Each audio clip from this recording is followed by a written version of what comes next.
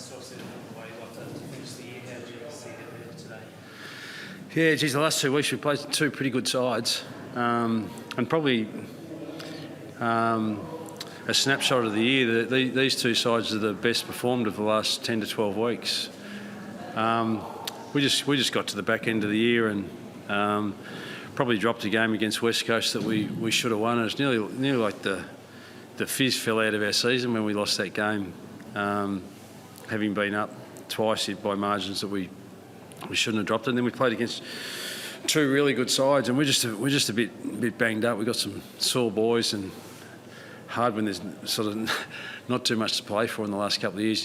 Couple of weeks, and you're playing against sides. You know, even despite them being the form sides of the competition over the last 10 to 12 weeks, both the Dogs and Hawthorn needed to win their last two games to guarantee themselves finals. So, you know, sometimes the margins are really small at AFL level. You know, what you've got to play for and what you haven't, and you know, just the spirit fell out of us, unfortunately. And you know, Hawks have played some really good footy in the second half of the year, and they showed us a pretty clean set of heels today.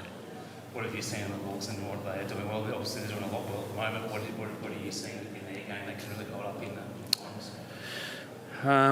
Well, a lot of those lads have been around their footy club for 5 or 6 years. You know, the Will Days and John Newcombs and Connor Nashes, these sorts of guys that are so pivotal to their engine room right now, have got themselves up to 60, 80, 100 games of footy. We're on that trajectory ourselves, but we're just probably a couple of years behind that. As we see, when you can get some belief. And if you look at the Dog side, the other side that we played obviously last week, and the other really strong side performing well at the right time of the year.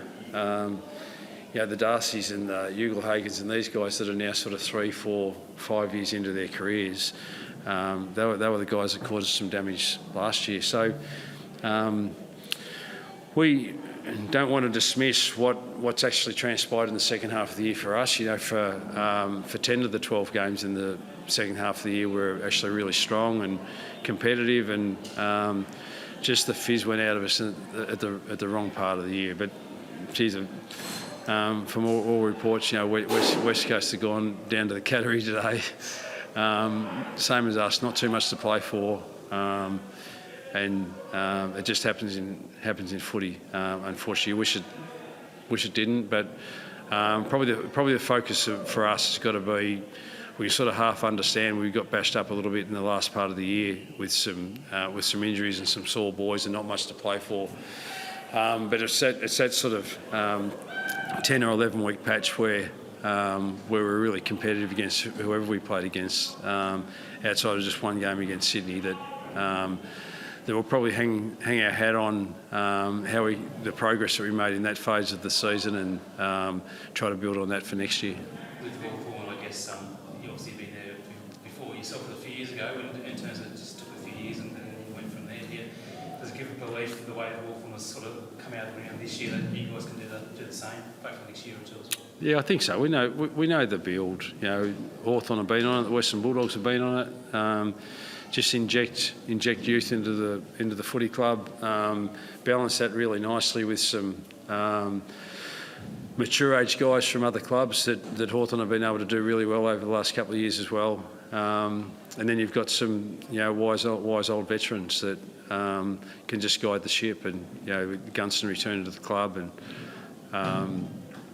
and Bruce and these sorts of guys that are just real coaching mentors for them in terms of what's required. And the Dogs have got those guys too. Some guys that have been part of the premiership success of the Western Bulldogs. I know what it takes. The Liberatores and the McRaes and Bontempellis, these sorts of guys that are seasoned veterans of the game now, but are still there to guide the next generation of players for the Dogs. And both of those sides are just finding that beautiful balance between some experience in their side and some real youthful energy that's just that excited that some of these guys for both the Dogs and and Hawthorn will be playing finals footy for the first time. So that's pretty exciting for them. But it's guided by some older guys that have been there and done that. You mentioned the last few games for you guys.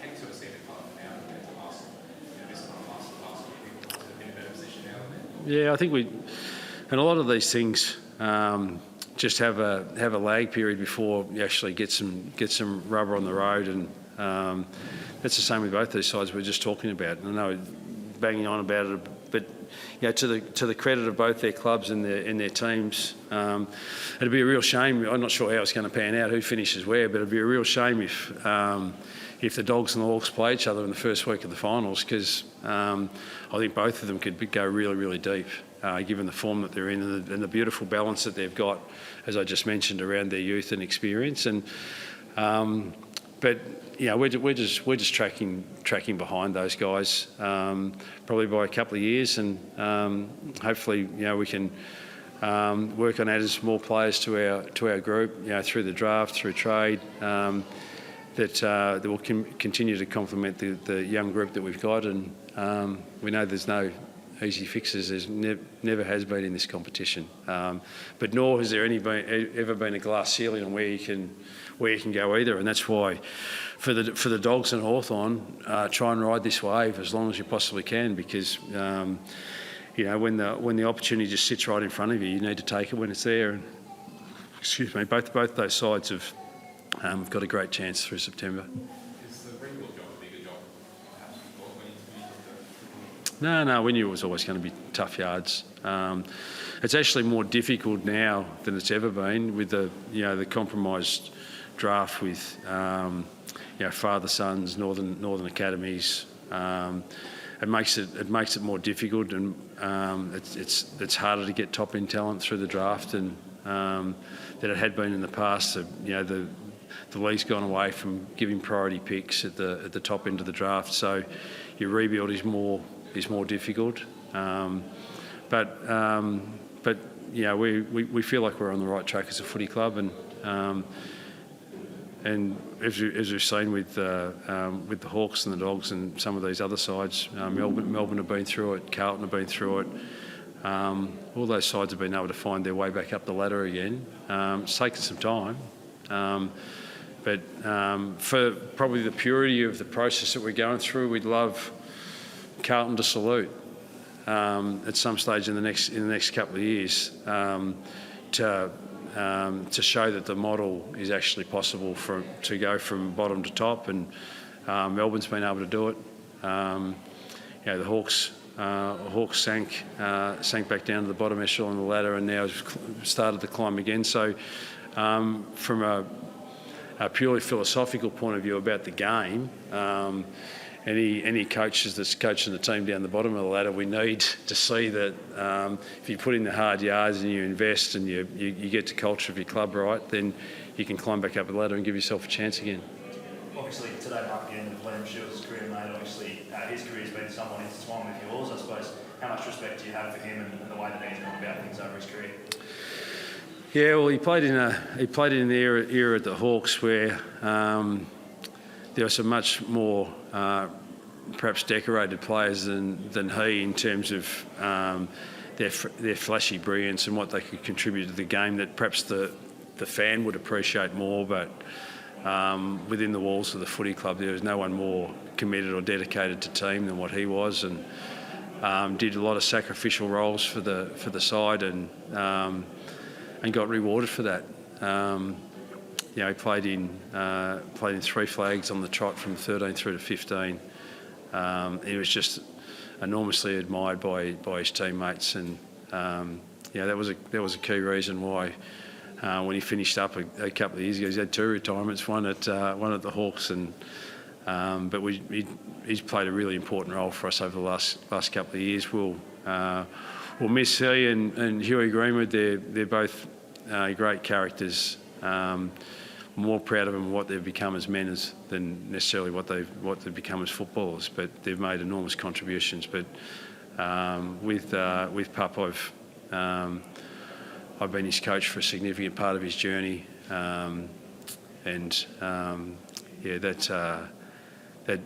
journey is not going to end, because he's going to continue to be involved with our footy club, which is going to be great. But it'll be more in an off-field capacity now than on-field. But he'll still continue to have influence, such as the admiration that our club's got for him. I'm sure the Hawks have got for him as well. From another Tasmanian perspective, mate, obviously it marks the end of Cully, the coach's first year at the club. I suppose, how have you seen his growth over his first season?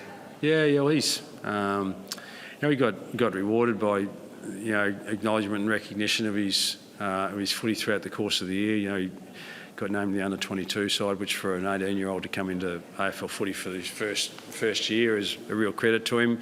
He had some hiccups. He's playing amongst men for the first time, and it's not just senior men's footy; it's senior AFL men's footy. It's a big step up, and he's acquitted himself really well. He's had to learn a lot along the way. We've played him in a position that's unfamiliar to him. He's played half back, but we feel like he's given us some real run and bounce and energy. And we're hoping that at some point in time, a little bit similar to Sheezel, that he'll end up playing more in the middle of the ground. But he's acquitted himself really well, fitted into our club really well, and hopefully he'll continue to progress as a player and help us climb the ladder. He said during the week that it's a great sort of introductory system in the half-back to see how the game's played and I guess learn the game there, but he'd love to play some midfield. And is that just a case of him getting a little bit more size on and just being able to withstand the rigours of the AFL? Yeah, I think so, because he had a couple of hiccups throughout the course of the year. He missed he got crunched in a pretty solid tackle when we played down at the Cattery, and he was subbed out of that game really early. Then he hurt a foot and missed about 6 weeks.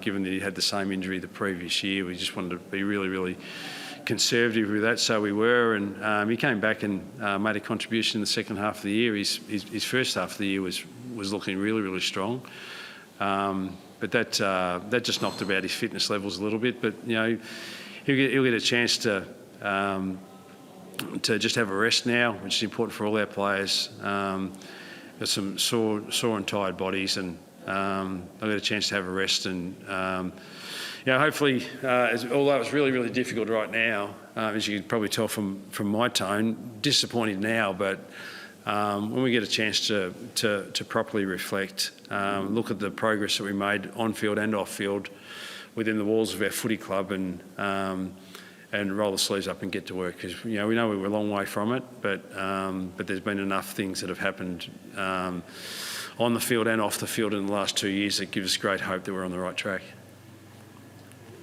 Good on you guys. Thanks very much.